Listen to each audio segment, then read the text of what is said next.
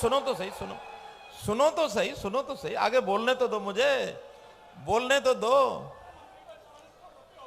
अरे बोलने तो दो। अभी इतना जल्दी मत करो, जल्दी करोगे तो फिर बाकी रह जाएगा जो और मैं बोलने वाला हूं।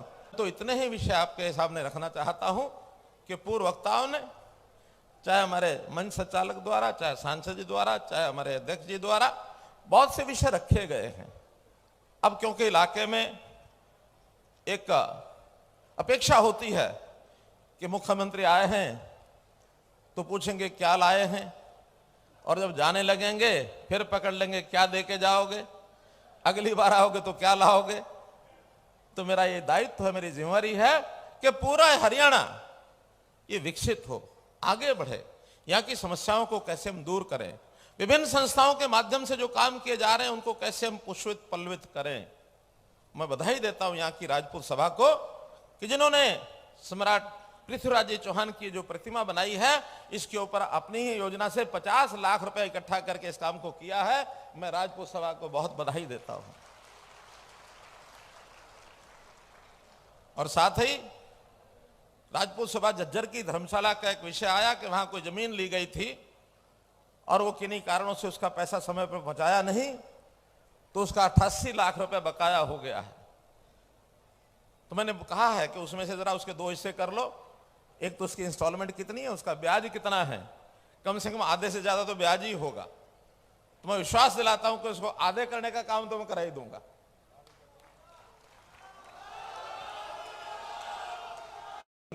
सुनिए, आप कह रहे हैं पूरा, मेरी एक कठिनाई है उसमें। कठिनाई क्या है कि सरकारी नियम होते हैं, उन नियमों में जो उसकी मूल राशि होती है, जो, अरे सुन लो भाई, सुन लो, अरे सुन लो, अरे सुनो तो सही, आगे बोलने तो दो, मुझे बोलने तो दो, अरे बोलने तो दो। अभी इतना जल्दी मत करो, जल्दी करोगे तो फिर बाकी रह जाएगा जो और मैं बोलने वाला हूं, बाकी सब रह जाएगा। अभी तो छोटी आइटम से शुरू किया मैंने। एक नियम होता है, सुनो, नियम होता है कि जो जमीन का ओरिजिनल रेट इसकी इंस्टॉलमेंट होती है उसको कानूनन कोई माफ नहीं कर सकता। इसलिए वो जितनी राशि होगी, मैंने कहा उसका पता करें। अगर वहां माफी नहीं भी होगी तो कहीं से उपलब्ध कराएंगे, और उपलब्ध करा के भी संस्था कहेंगे कि भाई आपको ना करना पड़े, लेकिन वहां जमा कराने के कहीं से भी मदद करेंगे। हाँ, भवन के लिए हर जगह, धर्मशालाओं के लिए 5-11 लाख मेरा खाते में से नेचुरली जाता है, लेकिन यहां मैं भवन में जो उसकी कीमत, जो उसका खर्च आएगा 21 लाख रुपया, उसके लिए अनाउंस करता हूं। अब जहां तक इलाके के विकास की बात है, बहुत सी बातें लिख के दी हैं, लेकिन ये सारी मांगे कुछ तो 1-2 दिन पहले ही मिली हैं, कुछ आज मंच पर बैठे बैठे मिली हैं।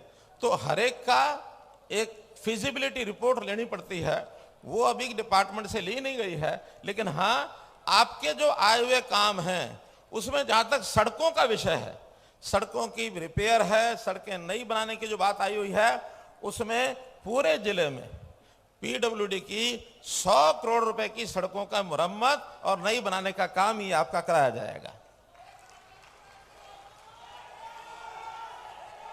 100 करोड़, एक नहीं 100 करोड़। दूसरा विषय, पंचायतें नई बनी हैं अभी इन नई पंचायतों के लिए भी गांव-गांव में कुछ आवश्यकता पड़ेगी। नई पंचायतें बनी हैं, हमने भी इन कामों के लिए जब उनकी ओथ हो जाएगी, उसके बाद हर एक गांव में जो काम वहां की पंचायत से आप रेजोल्यूशन पास करा के या नगर पालिकाओं से रेजोल्यूशन पास करा के लाएंगे, ऐसे पूरे जिले में जो मांगा गया है 50-50 करोड़ रुपया दोनों जगह के लिए, वो 50-50 होगा या 75-25 होगा, वो तो कितने काम कहां के आएंगे उस पर निर्भर करता है। लेकिन कुल मिलाकर आपकी मांग के हिसाब से 100 करोड़ रुपया उसमें भी लगाया जाएगा।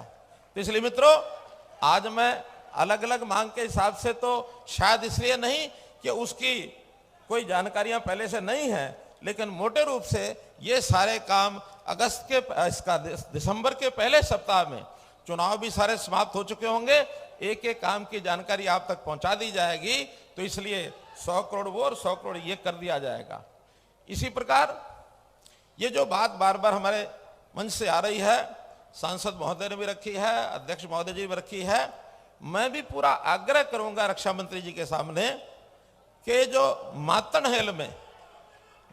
हॉल में सैनिक स्कूल की बात है, ये सैनिक स्कूल, इसका भी जो मैं आग्रह करता हूं कि कोई भी अपनी नीति में छूट देकर विशेष प्रायोजन करके, रक्षा क्षेत्र में हरियाणा की बहुत बड़ी एक भूमिका है, इसको ध्यान में रखते हुए मेरा आग्रह है कि कोई स्पेशल योजना बनाकर मातन हेल का ये सैनिक स्कूल, इसको जरूर सिरे चढ़ा दे। मेरा ये विनम्र आग्रह है आपसे। एक मांग आई है हरियाणा शहरी विकास प्राधिकरण, जिसको हुड्डा विभाग पहले कहते थे, झज्जर में सेक्टर 6, भाई शांत रहो, शांत रहो। आपके बोलने शोर करने से कुछ नहीं होगा।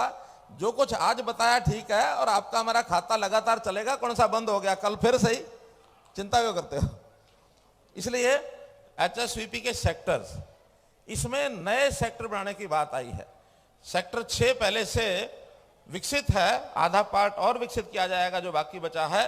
सेक्टर 9 को भी विकसित किया जाएगा, और जिनकी जरूरत है प्लाटों की, वो प्लॉट भी दिए जाएंगे। और 2 महीने में वहां की जो सड़कें, वहां का जो विकास का काम है झज्जर का, वो भी पूरा करा दिया जाएगा। मित्रों, बहुत सी मांगे हैं। एक जल भराव है खेतों में, लगभग 10,000 एकड़ के अंदर जल भराव, ये भी डिप्टी कमिश्नर को आदेश दे दिए हैं। अगले 2 महीने के अंदर पानी इसका बाहर निकाल करके और बोने लायक वो जमीन बन जाए, क्योंकि बहुत बड़ा एरिया है, इसलिए आपकी रबी की फसल उसमें बोई जा सके, इसका जरूर प्रबंध किया जाएगा।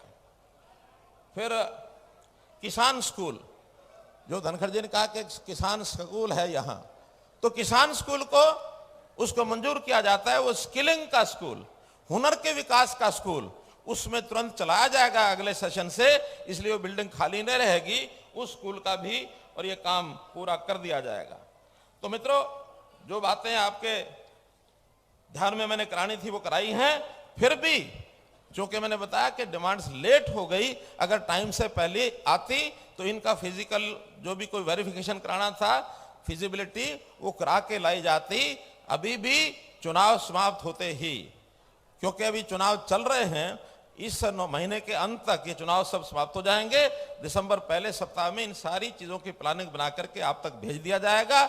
आपने अभी चूंकि हमारे रक्षा मंत्री जी का भाषण सुनना है, इसलिए उनके भाषण के और आपके बीच में मैं ज्यादा न रहूं।